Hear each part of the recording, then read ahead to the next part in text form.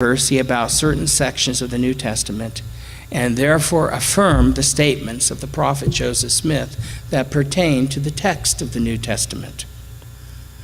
Before the invention of printing, the propagation of literary works was a laborious process by which scribes copied a text by hand, either onto papyrus scrolls or page-like pieces of parchment, usually sewn together to form a codex, the forerunner of a modern book.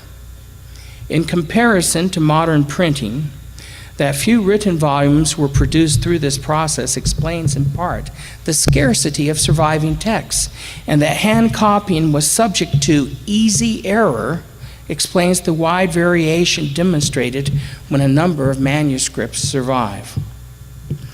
With the fall of the Roman Empire, many manuscripts of classical composition were destroyed. Christians of the post-apostasy era sometimes sought to destroy works written by non-Christians, including those of many great thinkers of Greco-Roman antiquity. Few manuscripts of the Greek and Latin world date to antiquity. Most derive from the late medieval era or the Renaissance, as copies either possessed by Christian monasteries or preserved in the Arabic world. For example, the oldest manuscripts of 5th century BC Athenian tragedians Aeschylus and Euripides date from the 11th century, more than 1,500 years after the original composition of the works. The histories of their Athenian counterparts, Thucydides and Xenophon, are preserved by only a few manuscripts. The earliest manuscript of the former's work dates to the 10th century AD, while the earliest codices of the latter are from the 14th century. The works and authors cited constitute only a sample of Greek authors and text, though they are representative of situations repeated in the case of almost every Greek author and surviving work.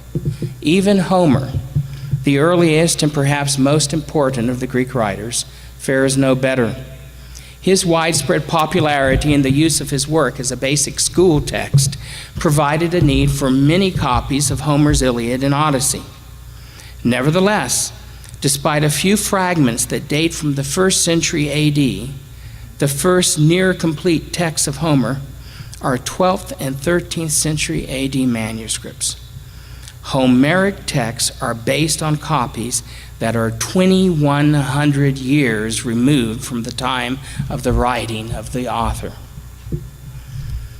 The texts of classical authors, as established through the manuscript tradition, are generally accepted as accurate.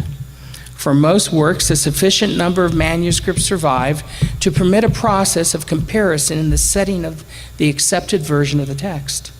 Occasionally, the text of a work may derive from only a single manuscript, as when the extant portions of the first 6 books of the Roman historian Tacitus's Annales are preserved in a single 9th century manuscript. Despite such scant documentation for this text, and with little debate or discussion, it is nevertheless accepted at face value and widely used as the authoritative historical source for the period of time of the 1st and 2nd centuries AD. New Testament manuscripts are of 3 kinds: papyrus fragments or manuscripts, later parchment manuscripts written in Greek, capital letters called uncials, the standard transcription form of ancient times, and later manuscripts transcribed in the smaller hand and lowercase characters used in late antique or medieval Greek manuscripts that were therefore called minuscules. Of these 3 kinds of copies of the New Testament text, there survive in whole or in part 116 papyri, 310 uncial manuscripts, and 2,877 minuscule manuscripts. By comparison to Homer, a classical author for whom a large number of manuscript copies or papyrus fragments survive, the New Testament documents are far more numerous than the 457 pieces of papyrus, 2 uncial manuscripts, and 188 minuscule manuscripts that survive to attest the work of Homer. So numerous are manuscripts of the New Testament that one scholar has exclaimed, "The textual critic of the New Testament is embarrassed by the wealth of his material." In current scholarly consideration of the New Testament text, considered most authoritative are several lengthy papyrus documents of surprisingly early date, which preserve large tracts of both Gospels and epistles. These papyri were acquired in the 1930s in the British collection of Chester Beatty, and in the 1950s in the Swiss collection of Martin Bodmer.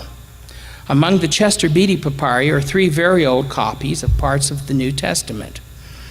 A papyrus P45, preserving 30 leaves of the Gospel and the book of Acts, dates to around 200 AD. And a word about this dating. The dates I'm going to give you are the standardly accepted dates, but there is much debate and controversy over whether these dates are this early or might be a little later. Of even earlier date is a papyrus P46, which preserves 10 Pauline letters. Also of similar date is papyrus P47, containing 10 leaves of the book of Revelation. Most phenomenal, however, is a small papyrus fragment of the Gospel of John, P52, that has been traditionally dated to approximately 125 AD. And depending on the dating of John's actual writing of the Gospel, is possibly only a scant few years removed from the composition of the original text by this last of the apostles. A few years in the case of John's Gospel, compared to 2,100 years in the case of Homer's Iliad. The Bodmer papyri are also of pristine date. A more complete copy of the Gospel of John is preserved in this papyrus codex of 104 pages that dates from around 200. Of similar very early date is a single quire codex of the Gospel of Luke and the Gospel of John, P75, transcribed perhaps as early as 175. Bruce Metzger, a leading textual critic, has observed, "The time between the composition of the books of the New Testament and the earliest extant copies is relatively brief. Instead of a lapse of a millennium or more, as is the case of not a few classical authors, several papyrus manuscripts of portions of the New Testament are extant, which were copied within a century after the composition of the original documents." During the so-called Great Persecution in the beginning of the 4th century, many copies of Christian writings were destroyed. Consequently, only a few fragmentary sections of books of the New Testament survive from before that era, and they constitute extremely important evidence in seeking the form of the original texts of individual New Testament books. There are no complete manuscripts of the New Testament before those that date to the 4th and 5th century AD. 4th century uncial manuscripts may belong to a group of 50 copies of the New Testament commissioned by the Emperor Constantine in the year 313 to compensate for the lack of surviving New Testament books. Such editions would have been subject to and may reflect in many places the doctrinal changes sanctioned at the Council of Nicaea. The most important of these manuscripts, the Codex Sinaiticus, was discovered in 1844 in the Sinai monastery of St. Catherine. As old, if not as complete as the Codex Sinaiticus, is the Codex Vaticanus, also possibly one of the Constantinian manuscripts. It has been housed in the Vatican Library since before the first catalog of that library's holdings was made in the 14th century, and may well have been in the possession of the Church at Rome since the manuscript's production in the early 4th century. Indeed, it is not impossible that this was among the Greek manuscripts which Jerome consulted in his translation of the Greek scriptures into the Latin Vulgate. Other important manuscripts are the Codex Alexandrinus and the Codex Ephraimi, both of 5th century provenance.